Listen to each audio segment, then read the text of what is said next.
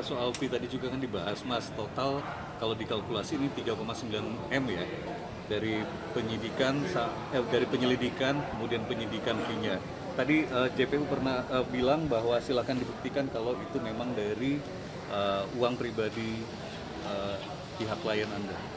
Ya, tadi ada 3 argumentasi hukum ya sebenarnya yang tadi sudah saya jelaskan kalau kita simak bersama-sama.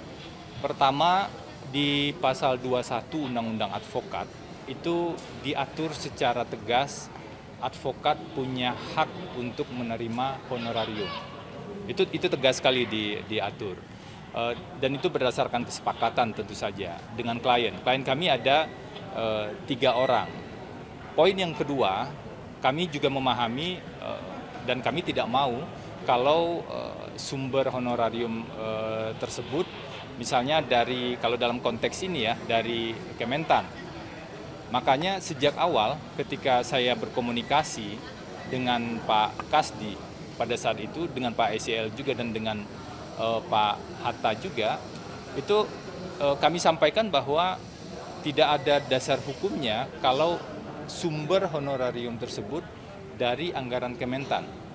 Dan karena persoalan ini adalah persoalan pribadi, maka kami menyampaikan sumbernya harus dari dana pribadi.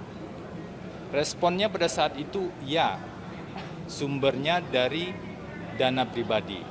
Tidak cukup hanya dengan hal tersebut, kami juga membuatnya secara tertulis dalam perjanjian jasa hukum dan menegaskan di sana itu salah satu prinsip integritas dalam pendampingan hukum bahwa klien memastikan sumber pembayaran honorarium itu adalah dari sumber yang sah dan bukan merupakan hasil tindak pidana. Itulah yang kami ketahui pada saat itu. Dan sampai dengan sekarang itu yang kami ketahui tentu saja. Kalaupun ada yang lain di luar pengetahuan kami, tentu itu di luar domain kami untuk bisa melakukan pengecekan lebih lanjut.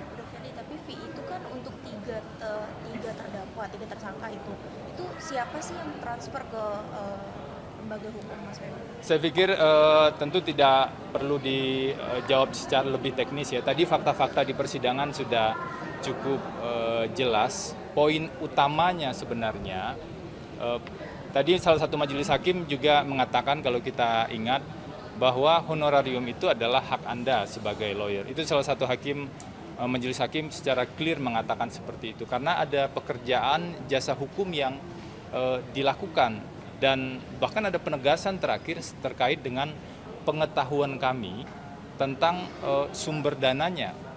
Dan pengetahuan kami seperti yang saya jelaskan tadi itu berasal dari pribadi dan sumber yang sah dan itu disampaikan secara eksplisit dan kemudian dituliskan juga dalam perjanjian seperti itu. Soal fee tadi juga kan dibahas, Mas. Total kalau dikalkulasi ini 3,9 M ya. Dari penyelidikan kemudian penyidikan fee-nya. Tadi JPU pernah bilang bahwa silakan dibuktikan kalau itu memang dari uang pribadi pihak klien Anda. Ya, tadi ada 3 argumentasi hukum ya sebenarnya yang tadi sudah saya jelaskan kalau kita simak bersama-sama. Pertama, di pasal 21 Undang-Undang Advokat itu diatur secara tegas advokat punya hak untuk menerima honorarium. Itu tegas sekali diatur. Dan itu berdasarkan kesepakatan tentu saja dengan klien. Klien kami ada 3 orang. Poin yang kedua, kami juga memahami dan kami tidak mau kalau sumber honorarium tersebut misalnya kalau dalam konteks ini ya dari Kementan. Makanya sejak awal ketika saya berkomunikasi dengan Pak Kasdi pada saat itu, dengan Pak SEL juga dan dengan Pak Hatta juga, itu kami sampaikan bahwa tidak ada dasar hukumnya kalau sumber honorarium tersebut dari anggaran Kementan. Dan karena persoalan ini adalah persoalan pribadi, maka kami menyampaikan sumbernya harus dari dana pribadi.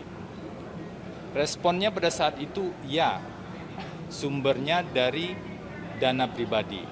Tidak cukup hanya dengan hal tersebut, kami juga membuatnya secara tertulis dalam perjanjian jasa hukum dan menegaskan di sana itu salah satu prinsip integritas dalam pendampingan hukum bahwa klien memastikan sumber pembayaran honorarium itu adalah dari sumber yang sah dan bukan merupakan hasil tindak pidana. Itulah yang kami ketahui pada saat itu. Dan sampai dengan sekarang itu yang kami ketahui tentu saja. Kalaupun ada yang lain di luar pengetahuan kami, tentu itu di luar domain kami untuk bisa melakukan pengecekan lebih lanjut.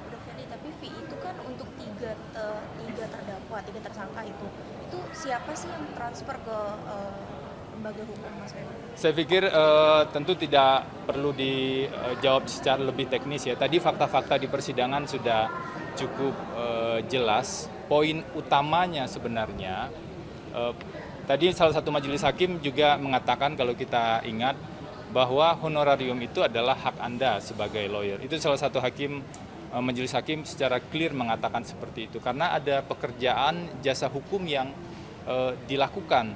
Dan bahkan ada penegasan terakhir terkait dengan pengetahuan kami tentang sumber dananya.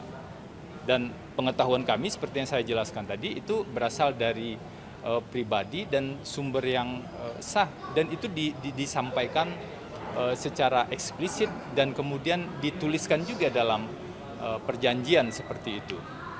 Soal fee tadi juga kan dibahas, Mas. Total kalau dikalkulasi ini 3,9 M ya. Dari penyelidikan kemudian penyidikan fee-nya. Tadi JPU pernah bilang bahwa silakan dibuktikan kalau itu memang dari uang pribadi pihak klien Anda. Ya, tadi ada 3 argumentasi hukum ya sebenarnya yang tadi sudah saya jelaskan kalau kita simak bersama-sama. Pertama, di pasal 21 Undang-Undang Advokat itu diatur secara tegas advokat punya hak untuk menerima honorarium. Itu tegas sekali diatur. Dan itu berdasarkan kesepakatan tentu saja dengan klien. Klien kami ada 3 orang. Poin yang kedua, kami juga memahami dan kami tidak mau kalau sumber honorarium tersebut misalnya kalau dalam konteks ini ya dari Kementan. Makanya sejak awal ketika saya berkomunikasi dengan Pak Kasdi pada saat itu, dengan Pak ECL juga dan dengan Pak Hatta juga, itu kami sampaikan bahwa tidak ada dasar hukumnya kalau sumber honorarium tersebut dari anggaran Kementan. Dan karena persoalan ini adalah persoalan pribadi, maka kami menyampaikan sumbernya harus dari dana pribadi. Responnya pada saat itu, ya, sumbernya dari dana pribadi.